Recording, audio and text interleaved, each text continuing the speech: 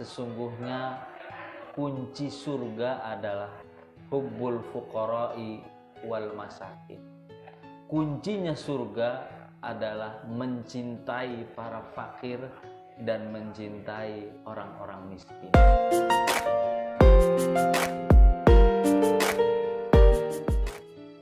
Assalamualaikum warahmatullahi wabarakatuh.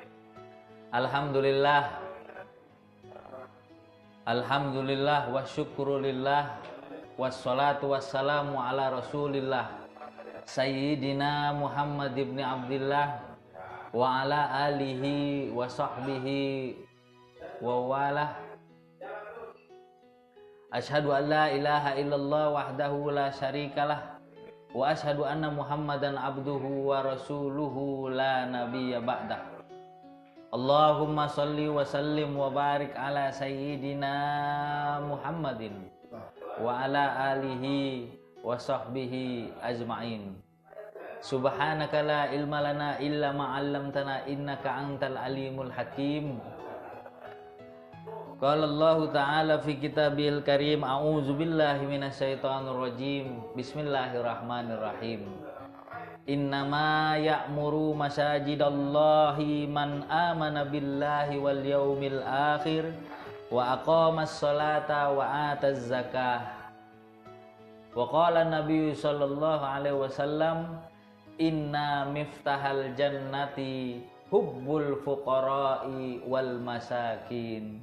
Sadaqallahul azim wa sadaqal habibul karim wa nahnu ala zalika minasyahidin wasyakirin walhamdulillahi rabbil alamin. Rabbi shrahli sadri wa yassirli amri wa hlul uqdatan min lisani yafqahu qawli. Para pemirsa media sosial dimanapun Anda berada, pada kesempatan ini izinkan kami untuk menyampaikan materi mengenai tentang zakat. Zakat adalah kewajiban bagi semua umat Islam, baik muslim laki-laki maupun muslim perempuan. Zakat hukumnya adalah wajib. Ketika uang kita mencapai 1 nisab ataupun harta kita yang kita miliki dalam usaha sampai pada batasan haulnya, batasan 1 tahunnya, maka bagi muslim laki-laki dan muslim perempuan, mereka semuanya sampai nisab, sampai batasan haulnya, wajib untuk mengeluarkan uangnya, membayar kewajibannya dengan zakat. Para pemirsa dimanapun Anda berada, di mana di awal mukadimah tadi di dalam surat At-Taubah ayat 18 Allah berfirman, innama ya'muru masajidallah man amana billahi wal yaumil akhiri wa qaumas sholata wa ataz zakah. Sesungguhnya orang-orang yang memakmurkan masjid adalah yang pertama orang beriman, orang yang percaya kepada Allah. Wabil yaumil akhiri, dan orang yang yakin akan datangnya hari kiamat. Kemudian lanjutannya yang memakmurkan masjid adalah wa aqamas sholata, dan orang yang mendirikan sholat. Dan yang keempat adalah wa ataz zakah, orang yang menunaikan, membayar kewajibannya, yaitu membayar zakat. Para pemirsa dimanapun Anda berada, jadi salah satu orang yang memakmurkan masjid adalah orang yang membayar zakatnya. Kata zakat ini ternyata diulang di dalam Al-Quran sebanyak 30 kali. Yang berbarengan dengan sholat, aqamus sholat wa atuz zakah. Yang dibarengi dengan kalimat sholat dan zakat itu sebanyak 27 kali. Artinya apa? Aqamus sholat itu hubungan baik kita kepada Allah, menyembah kepada penguasa langit bumi ini. Wa'atuz zakah itu berarti kita disuruh untuk membayar zakat. Hubungan baik kepada manusia. Salat, zakat adalah sebuah keniscayaan yang selalu beriringan. Ketika orang itu hubungan baik kepada Allahnya bagus, maka perlu dilihat hubungan baik kepada manusia sudah baguskah? Artinya peduli dengan manusia, peduli kepada orang yang susah, mau memberikan sebagian hartanya, yang dalam hal ini adalah zakat. Kita tahu zakat itu biasanya dilaksanakan di waktu bulan suci Ramadan. Ada zakat fitrah dan ada zakat mal. Seluruh muslim laki-laki dan muslim perempuan wajib mengeluarkan itu. Afdolnya 10 hari mau menjelang takbir atau mau lebaran. Para pemirsa yang dimuliakan oleh Allah Subhanahu wa taala, karena zakat ini adalah punya nilai kemanusiaan dan hukumnya adalah wajib. Yang menjadi pertanyaan kita, ketika kita sudah membayar zakat sesuai dengan nisabnya pada waktu bulan suci Ramadan, maka sudah gugur kewajiban kita. Namun ada juga zakat-zakat yang lain. Ada zakat profesi, karena profesi kita bagus, jabatan kita tinggi, pendapatan kita juga luar biasa, maka zakat profesi itu juga sebenarnya harus dikeluarkan. Ketika dalam setahun itu mencapai batasan 1 haulnya, kewajiban kita sebagai orang yang memiliki jabatan, orang yang memiliki profesi yang punya nilai uang yang didapat itu tinggi, kena batasan tersebut. Yang kedua adalah perniagaan, perdagangan, pertanian. Ketika itu sudah sampai pada satu nisabnya, maka itu dikeluarkan. Berapa nisabnya? Berapa nisabnya? Batasan zakat itu kita keluarkan 2,5%. Bagaimana cara menghitungnya? Di dalam riwayat atau pendapat para ulama ahli fikih, ada yang mengatakan satu nisabnya itu dalam 1 tahun untuk mencapai 2,5% yang kita keluarkan, mengatakan banyaknya itu sama dengan 85 gram emas. Pendapat yang lainnya 90 gram emas. Bagaimana cara menghitungnya? Jadi kalau duit kita itu misalkan ada 100 juta, sudah kena nisab apa belum? Sudah kena batasan apa belum untuk membayar zakat?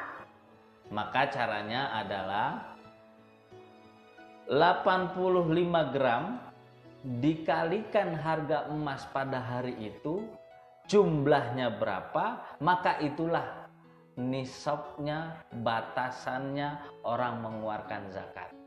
Kalau harga emas misalkan 500.000, kalau kita pakai pendapatnya yang 90 gram, berarti 90 gram dikalikan 500.000 berarti 45 juta.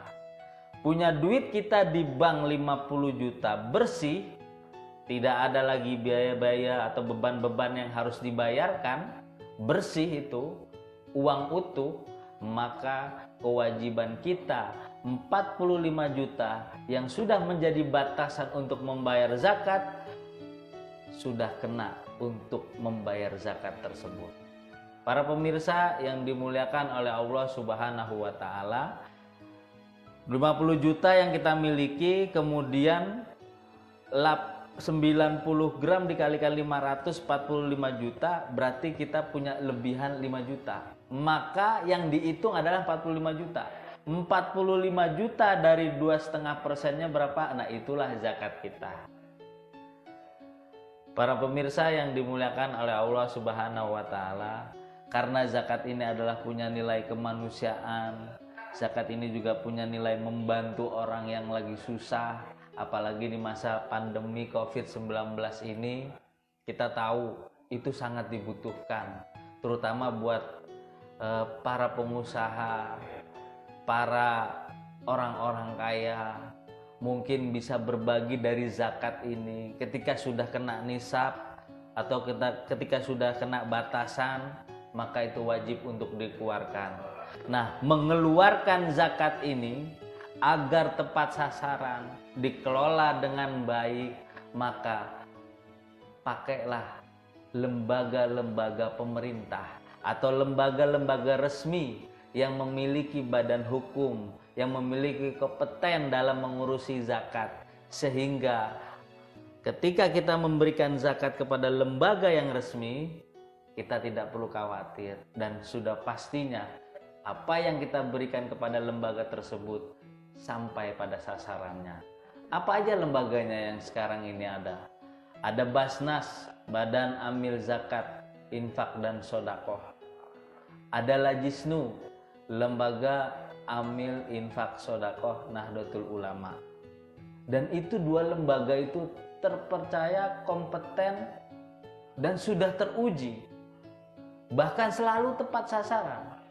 Maka jangan pernah khawatir kalau para pemirsa atau orang-orang kaya, pengusaha, investor, ataupun orang-orang yang memiliki harta yang berlebih, maka uang itu bisa ditasarufkan, dipercayakan kepada lembaga-lembaga yang kompeten, Basnas dan Lajisnu. Bicara tentang zakat, dan ketika sudah kita mengeluarkan, kita sudah tahu hitungannya, ya. Artinya ada yang mengatakan ulamanya 85 gram sudah sampai nisab, ada yang 90 gram sudah sampai nisab. Terserah pemirsa mau pakai yang mana. Dua-duanya ulama salafus solihin yang pendapatnya dipertanggungjawabkan dan semuanya memiliki dalil referensi yang jelas. Silakan mau pakai yang mana. Yang 85 gram silakan, yang 90 gram silakan. Ketika kita sudah tahu hitung-hitungannya, kita harus kemana? Kita punya Basnas dan kita punya Lajisnu. Para pemirsa dimanapun Anda berada, dan semoga kita selalu dalam limpahan dan barokah dari Allah Subhanahu wa Ta'ala.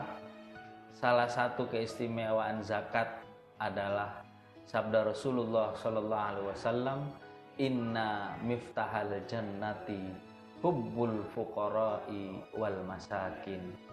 Ketahuilah semuanya, para pemirsa, sesungguhnya kunci surga adalah hubbul fuqara'i wal masakin. Kuncinya surga adalah mencintai para fakir dan mencintai orang-orang miskin. Ketika kita sudah peduli, apalagi di zaman era COVID-19 ini, dari bulan Maret sampai bulan Oktober ini, kurang lebih 8 bulan lamanya, mereka banyak sekali membutuhkan uluran-uluran tangan kita, bantuan-bantuan kita. Dari mana? Kita sebagai orang yang punya harta yang berlebih, seorang pengusaha, seorang yang memiliki harta berlimpah, kekayaan yang mungkin sudah tidak ada ukurannya, bahkan nominalnya sudah tidak ada hitungannya. Bantulah, keluarkanlah zakatnya, berikanlah pada lembaga-lembaga yang kompeten. Maka di era COVID-19 ini, lewat zakat akan terangkat derajatnya, akan terbantu ekonominya, bisa mereka membuat usaha, bisa mereka untuk makan sehari-hari, bisa mereka untuk keperluan apa yang menjadi sandang papan pangannya, kebutuhan primernya. Inilah apa yang menjadi ekonomi kerakyatan, dibina dari zakat, dibesarkan dari zakat, dan akan sukses pada akhirnya dari zakat.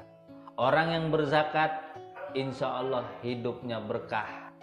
Orang yang berzakat hidupnya akan selalu mudah. Dan orang yang berzakat hidupnya akan menjadi sebuah kebahagiaan di di dunia maupun di akhirat.